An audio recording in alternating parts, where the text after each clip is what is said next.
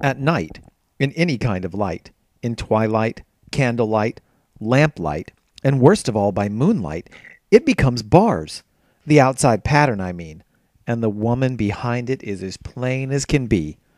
I didn't realize for a long time what the thing was that showed behind, that dim sub-pattern, but now I am quite sure it is a woman. By daylight she is subdued, quiet.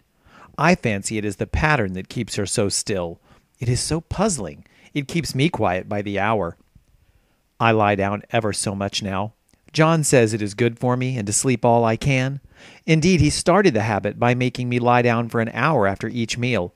It is a very bad habit, I am convinced, for you see I don't sleep.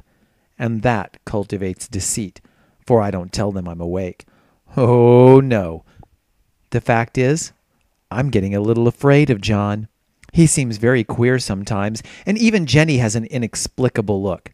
It strikes me occasionally, just as a scientific hypothesis, that perhaps it is the paper.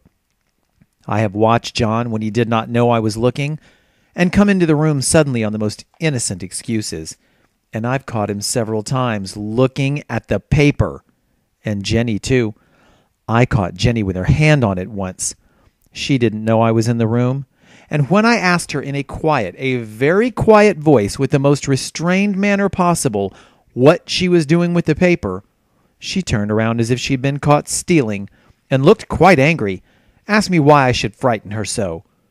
Then she said that the paper stained everything it touched, that she had found yellow smooches on all my clothes and John's, and she wished we would be more careful. Did not that sound innocent? But I know she was studying that pattern, and I am determined that nobody shall find it out but myself. Life is very much more exciting now than it used to be. You see, I have something more to expect, to look forward to watch. I really do eat better, and am more quiet than I was.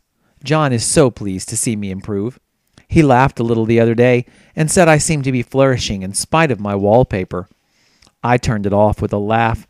I had no intention of telling him it was because of the wallpaper. He would make fun of me. He might even want to take me away. I don't want to leave now until I have found it out. There is a week more, and I think that will be enough. I'm feeling ever so much better. I don't sleep much at night, for it is so interesting to watch developments, but I do sleep a good deal in the daytime. In the daytime it is tiresome and perplexing. There are always new shoots on the fungus and new shades of yellow all over it. I cannot keep count of them, though I have tried conscientiously. It is the strangest yellow, that wallpaper.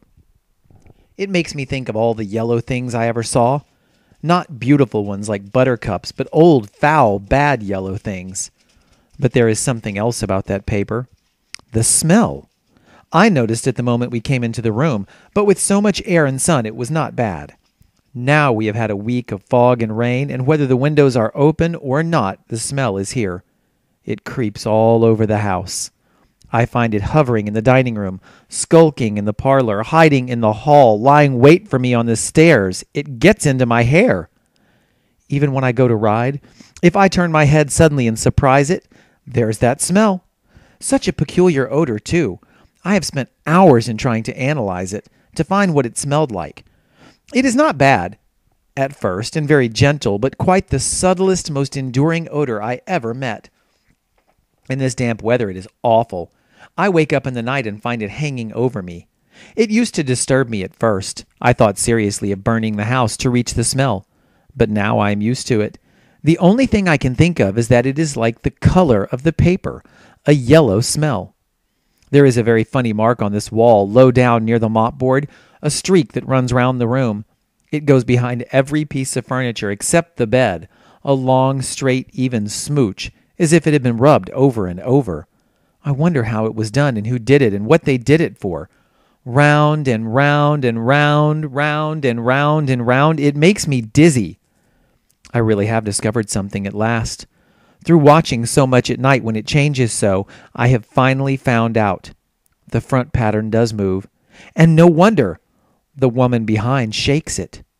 Sometimes I think there are a great many women behind, and sometimes only one, and she crawls around fast, and her crawling shakes it all over. Then in the very bright spots she keeps still, and in the very shady spots she just takes hold of the bars and shakes them hard.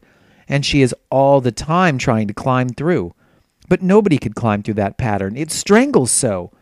I think that is why it has so many heads. They get through, and then the pattern strangles them off and turns them upside down and makes their eyes white. If those heads were covered or taken off, it would not be half so bad. I think that woman gets out in the daytime, and I'll tell you why. Privately, I've seen her. I can see her out of every one of my windows. It is the same woman, I know, for she is always creeping, and most women do not creep by daylight. I see her on that long road under the trees, creeping along, and when a carriage comes, she hides under the blackberry vines. I don't blame her a bit. It must be very humiliating to be caught creeping by daylight. I always lock the door when I creep by daylight. I can't do it at night, for I know John would suspect something at once. And John is so queer now that I don't want to irritate him. I wish he would take another room. Besides, I don't want anybody to get that woman out at night but myself. I often wonder if I could see her out of all the windows at once, but turn as fast as I can only see out of one at one time. And though I always see her, she may be able to creep faster than I can turn. I have watched her sometimes away off in the open country, creeping as fast as a cloud shadow in a high wind. If only that top pattern could be gotten off from the under one. I mean to try it little by little. I have found out another funny thing, but I shan't tell it this time. It does not do to trust people too much. There are only 2 more days to get this paper off, and I believe John is beginning to notice. I don't like the look in his eyes. And I heard him ask Jenny a lot of professional questions about me. She had a very good report to give. She said I slept a good deal in the daytime. John knows I don't sleep very well at night, for all I'm so quiet. He asked me all sorts of questions, too, and pretended to be very loving and kind, as if I couldn't see through him. Still, I don't wonder he acts so, sleeping under this paper for 3 months. It only interests me, but I feel sure John and Jenny are secretly affected by it. Hurrah! This is the last day. But it is enough. John to stay in town overnight, and won't be out until this evening. Jenny wanted to sleep with me, the sly thing, but I told her I should undoubtedly rest better for a night all alone. That was clever, for really, I wasn't alone a bit. As soon as it was moonlight and that paper thing began to crawl and shake the pattern, I got up and ran to help her. I pulled and she shook. I shook and she pulled, and before morning we had peeled off yards of that paper, a strip about as high as my head and half around the room. And then, when the sun came and that awful pattern began to laugh at me, I declared I would finish it today. We go away tomorrow, and they are moving all my furniture down again to leave things as they were before. Jenny looked at the wall in amazement, but I told her merrily that I did it out of pure spite at the vicious thing. She laughed and said she wouldn't mind doing it herself, but I must not get tired. How she betrayed herself that time!